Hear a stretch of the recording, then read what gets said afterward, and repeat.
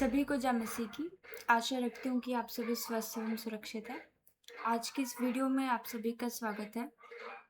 तो चलिए शुरू करते हैं। आज हम पढ़ेंगे उत्पत्ति अध्याय 16, जिसका टाइटल है हाजिरा और इश्माएल का जन्म। तो पिछले अध्याय में हमने काफ़ी सारी चीज़ें देख ली है। 15 अध्याय में हमने देखा कि परमेश्वर ने कैसे अब्राहम से बात की और उसे बताया कि उसे अपनी लाइफ में क्या-क्या करना चाहिए, और उसके भविष्य को लेकर के प्रभु ने उससे बात की और साथ ही उससे वाचा बांधी। और हमने देखा कि एक कॉन्ट्रैक्ट उनके बीच साइन हुआ।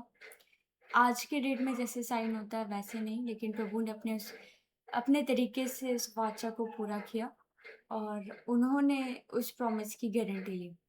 तो अब तक क्या हो रहा है, जब अब्राहम 75 वर्ष का था, 75 ईयर्स का था, तब प्रभु ने उसे कनान पहुंचाया, जिसके बारे में हम पढ़ते हैं उत्पत्ति 12 अध्याय 4 आयत में। और जब उसकी एज 75 से 85 के बीच में थी, तब परमेश्वर ने उससे वाचा बांधी और उसे संतान का वचन दिया कि प्रभु उसे एक संतान देंगे और उसके वंश को बढ़ाएंगे। जब 85 ईयर्स का वो हो गया, तो सारा ने हाजिरा को अब्राम को दिया, और जब 86 का वो होता है, तो इश्माएल को वो जन्म देता है, जो हम आज के चैप्टर में भी देखेंगे, इस चैप्टर की लास्ट वर्स में। यानी कि अब जब हम उसके बारे में बात कर रहे हैं, तो इस 16 अध्याय में अब्राम की एज अराउंड 85 ईयर्स है, और अब 10 साल बीत चुके हैं जब परमेश्वर ने उसे कनान पहुंचाया था, जब उसे बुलाहट मिली थी। तो एक बार चर्चा करते हैं कि इसका बैकग्राउंड क्या था, उत्पत्ति 16 अध्याय की पृष्ठभूमि क्या है। तो पिछले अध्याय में परमेश्वर ने अब्राम के साथ वाचा बांधी थी और उसे आश्वासन दिया था कि उसकी अपनी ही संतान होगी और उसका वंश आकाश के तारों के समान असंख्य होगा। क्योंकि पिछले चैप्टर में हमने देखा था कि अब्राहम चाह रहा था कि उसके परिवार का एक सदस्य या उसके घर पे जो काम करता है, वो उनमें से एक एलिएजर नाम का व्यक्ति वो चुन ले कि उसके द्वारा वंश आगे बढ़ाया जाए। लेकिन हम देखते हैं कि परमेश्वर से कहता है कि नहीं, तेरी अपनी संतान होगी, और प्रभु से भी कहते हैं कि उसका वंश आकाश के तारों के समान होगा, अनगिनत होगा।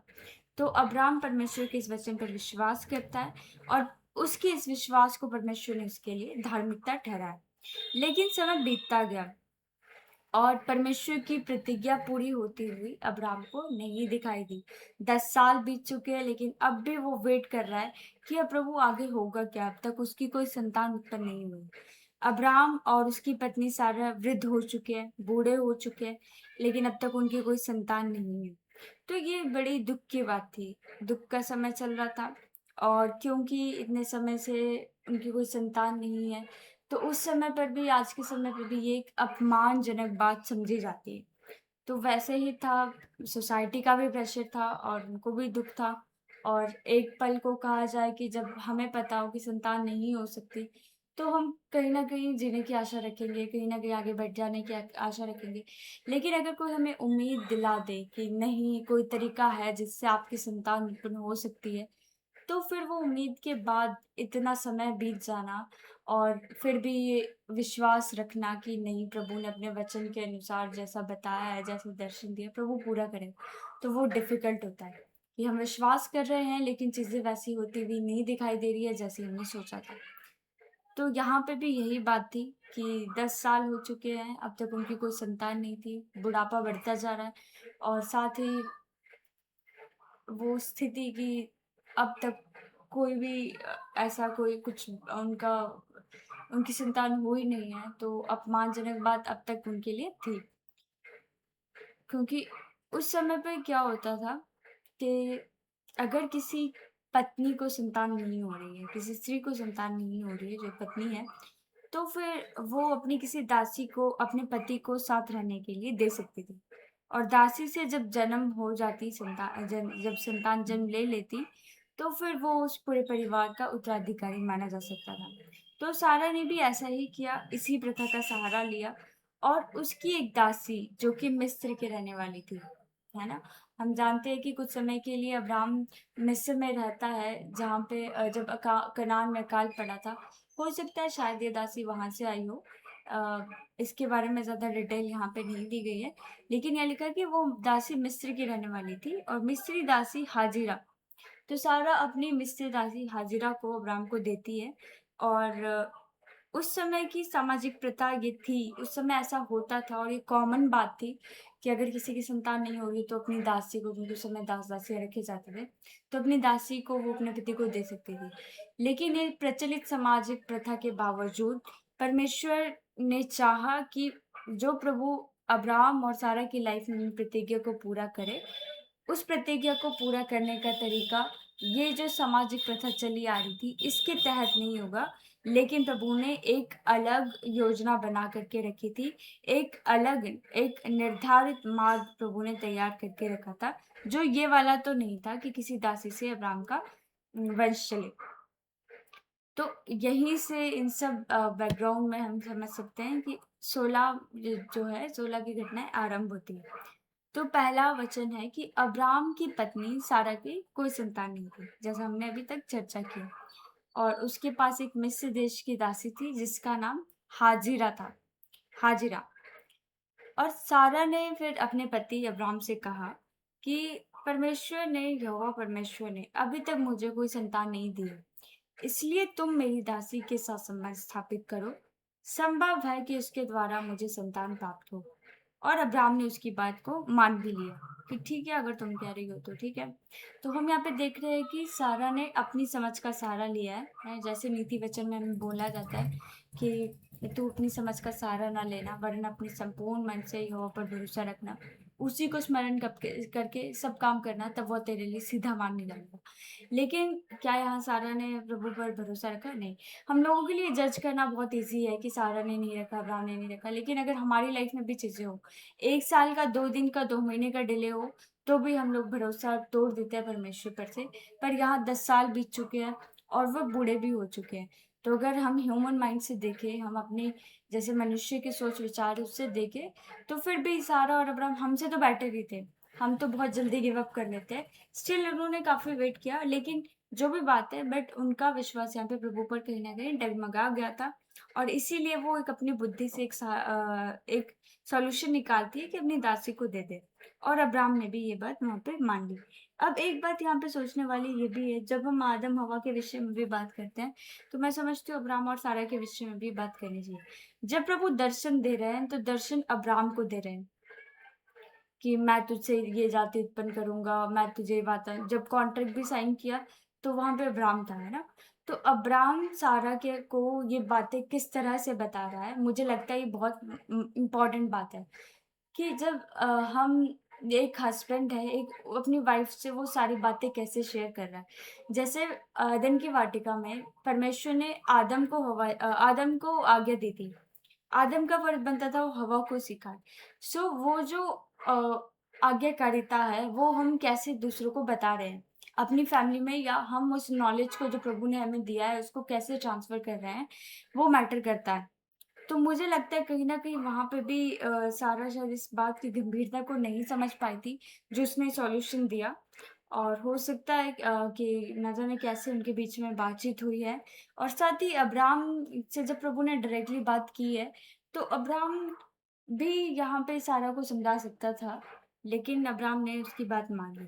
ऑब्वियसली क्यों? क्योंकि दोनों बूढ़े हो चुके हैं और अब वो चाह रहे हैं कि प्रभु की योजना तो पूरी हो, लेकिन उन्हें समझ नहीं आ रहा है कैसे पूरी होगी। तो उन्होंने अपना एक सॉल्यूशन यहाँ पे निकाला, बावजूद इसके कि परमेश्वर ने कह दिया कि था कि तुम्हारी अपनी संतान होगी। तो हम ऐसे ही हैं, ह्यूमन माइंड, हम प्रभु पर भरोसा नहीं रखते जब हमें चीज़ें समझ नहीं आती कि कैसे चल रही है।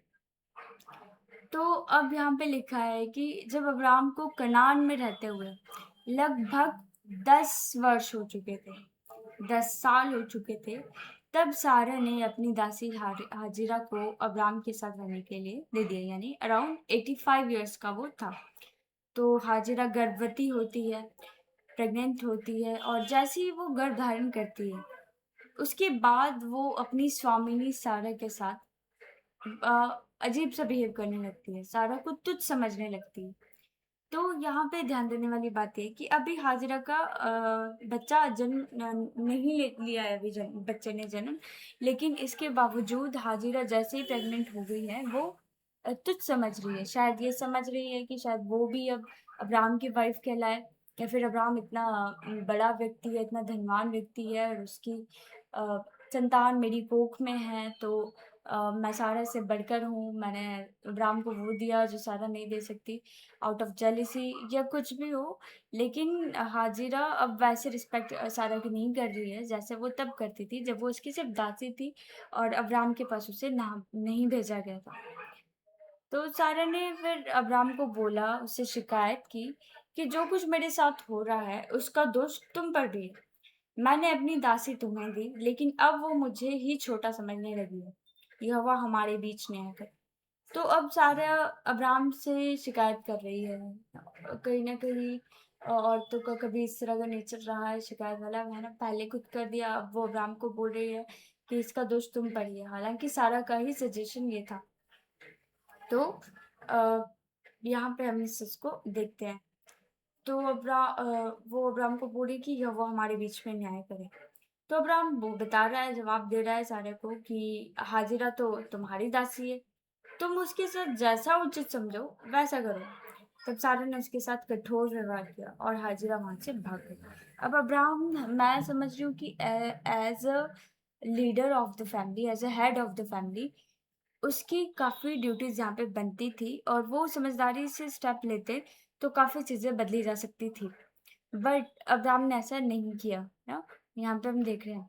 और हाजिरा उम, का हम देख सकते हैं कि सारा को उसने बोला कि वो तो तुम्हारी दासी है, तुम्हें जैसा उसके साथ बिहेव करना है तुम वैसा करो। तो वो सारा जो है कठोर व्यवहार करने लगती है हाजिरा के साथ, इतना कि वो वहाँ से भाग जाती है फ्रस्ट्रेट होकर के। और इस बात को ध्यान में रखा जाए कि वो भी गर्भवती है। तो हम ये सब देखते हैं कि अब्राम की लाइफ़स्टाइल में, उसके बिहेव में भी थोड़ी प्रॉब्लम है, हाजिरा में भी प्रॉब्लम है और साथ ही सारे में भी प्रॉब्लम है। पर ये सब हो कब रहा है, अब्राम को जब प्रभु ने अब्राम से बात की और उसने विश्वास किया और प्रभु ने उसके इस विश्वास को धार्मिकता गिना।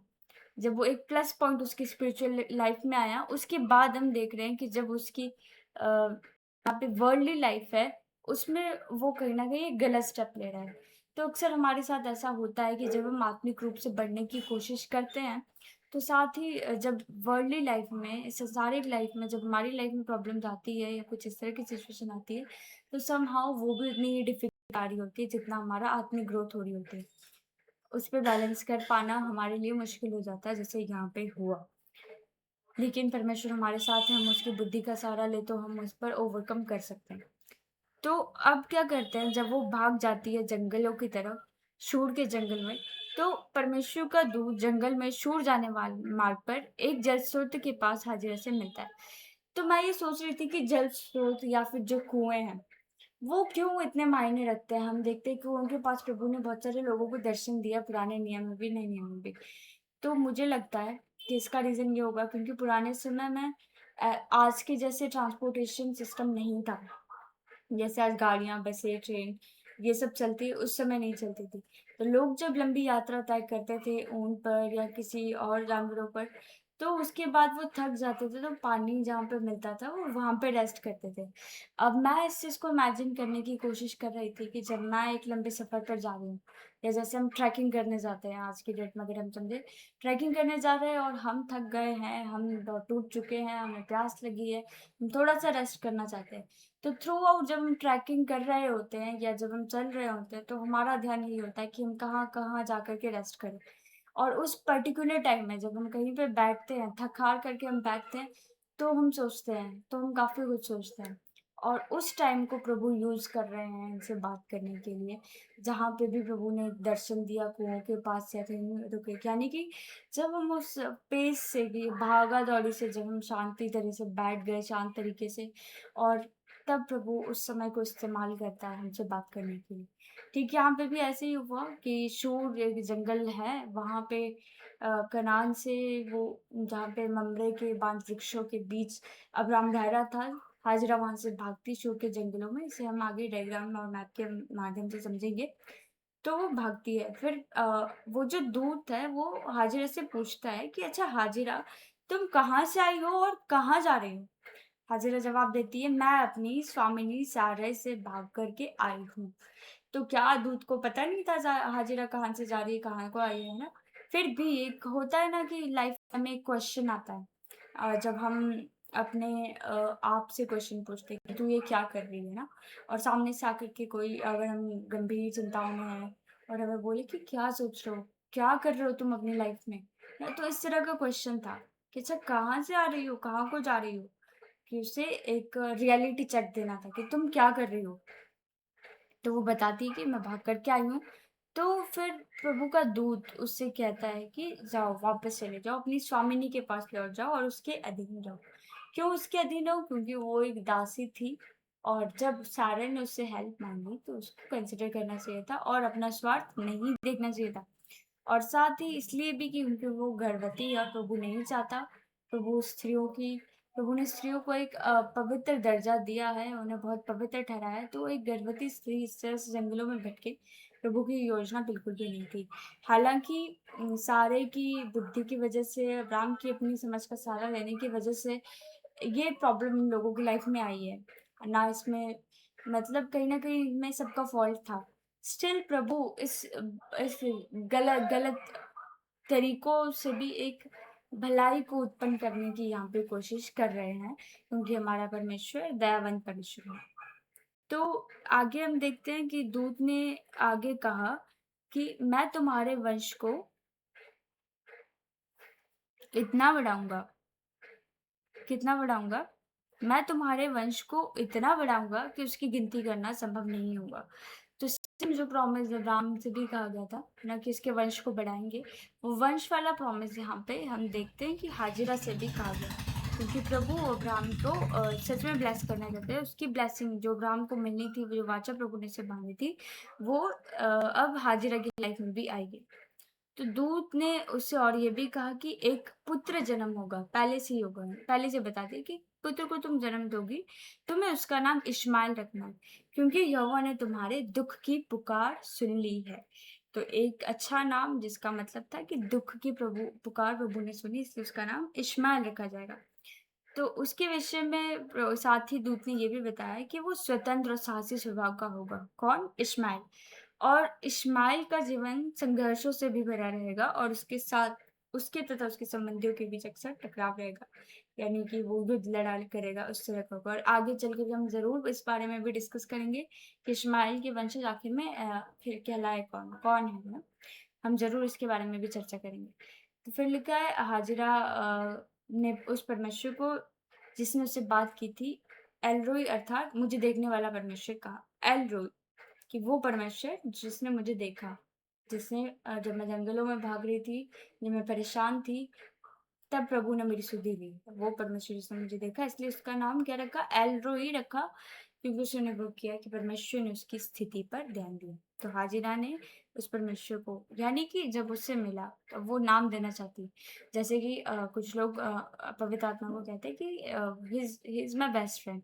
हम अगर बोले कि नहीं, हम अपने प्रभु को जब हम बहुत कि हम कई बार कहते हैं कि प्रभु मेरा पिता, प्रभु मेरा दोस्त, है ना? प्रभु मेरा सहायक, अलग-अलग हम नाम देते हैं। वैसे ही हाजिरा ने भी नाम दिया एल-रोई कि मुझे मेरे देखने वाला परमेश्वर, जिसने मेरी स्थिति को देखा। इसी कारण उस स्थान के कुएँ का नाम भी क्या पड़ा? लहरोई पड़ा। और ये कादेश एक जगह का नाम है, बेरेद एक जगह का नाम है, उसके बीच स्थित था। बाद में हाजिरा ने अब्राम के लिए एक पुत्र को जन्म दिया और अब्राम ने उसका नाम इश्माएल रखा। तो 85 इयर्स में सब कुछ हुआ।